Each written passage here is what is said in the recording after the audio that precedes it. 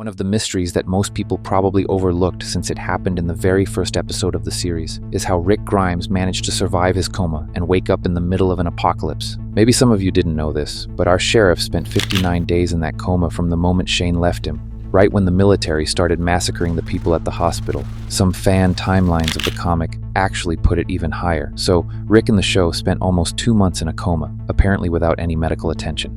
And I say apparently because today you'll learn the story of a chapter of the Walking Dead universe that a lot of people never saw, and it gives us a kind of answer to this mystery. But we'll also find out the origin of that famous door Rick saw when he woke up in the series premiere. Context. Let's quickly go over everything that happened before the accident so we're all on the same page. In the first episode of the series, Rick and Shane were eating some burgers when they got a call on the radio about a chase near town, so they drove out to a road and set up a spike strip to blow the car's tires and catch the criminals. And right when they thought they'd taken everyone down, a third guy came out of the car and shot Rick, who was distracted. Unfortunately, it hit him exactly where the bulletproof vest wasn't covering him, so Shane and the other officers called an ambulance. And that's where we saw the transition from that day to him waking up in the middle of the end of the world. But in episode 6 of season 1, we saw a memory of what Shane lived through at the hospital. The place was falling into chaos. The doctors and nurses weren't helping anyone, and the hospital had fallen mostly because of the humans themselves, because there wasn't really a horde of walkers there. It was the fear that caused everything. The military were the ones taking the lives of civilians.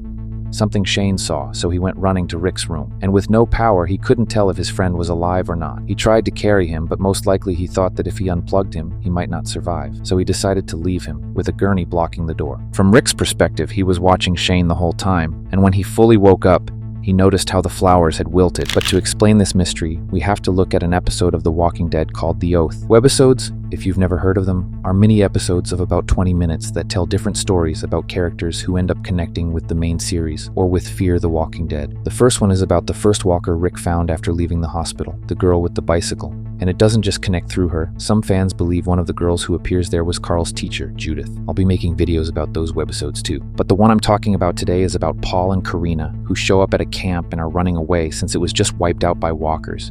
She feels depressed and sad because they lost their home, and he calms her down by telling her he's never going to leave her. Unfortunately, the guy was wounded and losing a lot of blood, but they found a truck, which, by the way, looks a lot like the one we see in the main series, the one Shane drives in season 2, and the one Rick also drives in episode 10 of season 2, where they see that lone walker in the field. I don't know if it's supposed to be the same truck and they just found it, but I mention it because I felt like the webisode put a lot of focus on that truck. But continuing with the story, Paul and Karina go looking for medical centers, and they end up arriving at Harrison Memorial, the King County Hospital, the same one where Rick Grimes is. They both go inside, though he looks exhausted from losing so much blood, and right when they run into a walker, a woman appears to save Karina, a woman called Dr. Gale. She takes Paul to a room and gives him some medical care, although the doctor mentions that it's limited because there's no power. She tells Karina they have to wait, and she tells her what happened at the hospital. How did it fall? And it was people's fault, not the walkers. Fear made them abandon it, and her colleagues died. The doctor starts to seem a little suspicious, since she tells Karina that Paul is going to die soon and that she can take care of him, which Karina accepts, but very sadly. And then we see the doctor wheel Paul's gurney into a room with several walkers inside. She comes back to Karina and they talk, and the girl tells her how alone she feels because of all this, that Paul had told her he would never leave her, and now she really is alone in this world, that everyone she knew is dead, and she doesn't have a reason to live anymore. So the doctor shows her a way out, a lethal injection, so she can stop suffering. Honestly, this woman made me think she was very strange because she had a pretty pessimistic philosophy. She believed that dying gave people a kind of relief from their suffering, that fear creates the chaos, and that you shouldn't depend on anyone. That's why Karina asks her what she's doing there at the hospital, and she answers that she's there to help whoever needs it. The doctor believes she can help anyone, and that includes taking away their suffering, like with Karina. That's exactly why she offers her the injection, and Karina accepts. But right at that moment, we see Paul wake up. He manages to get free, escapes the gurney and the room full of walkers, jamming the door shut, and he gets to the room just in time to see Karina, seconds before she dies.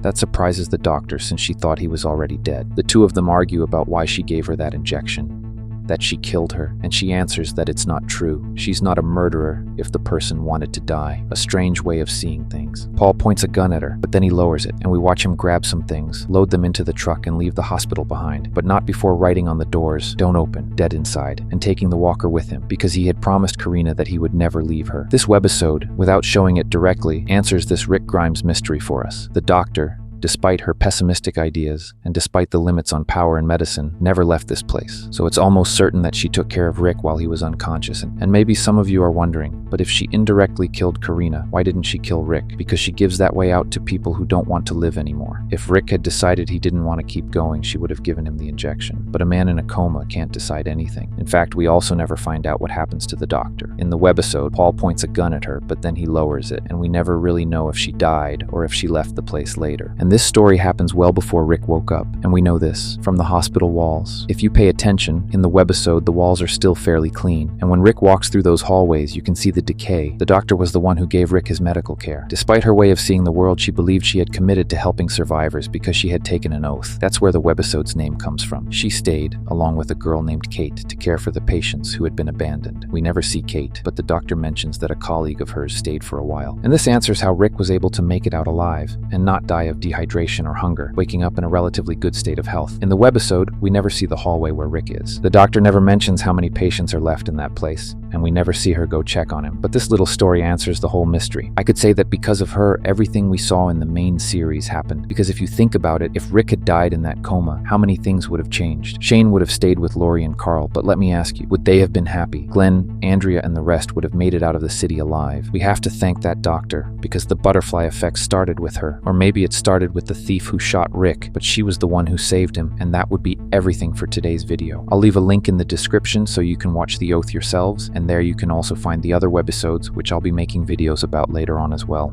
If you liked the video, please leave your like and a comment. I want to know what you think would have happened if Rick had died in that coma. What would have happened to the rest of the characters, with Shane, Carl, Glenn, and almost the entire story? How much would it have changed? Subscribe or follow me, depending on where you're listening or watching. Thank you so much for your support. I always read the comments. See you in the next one. Take care, and goodbye.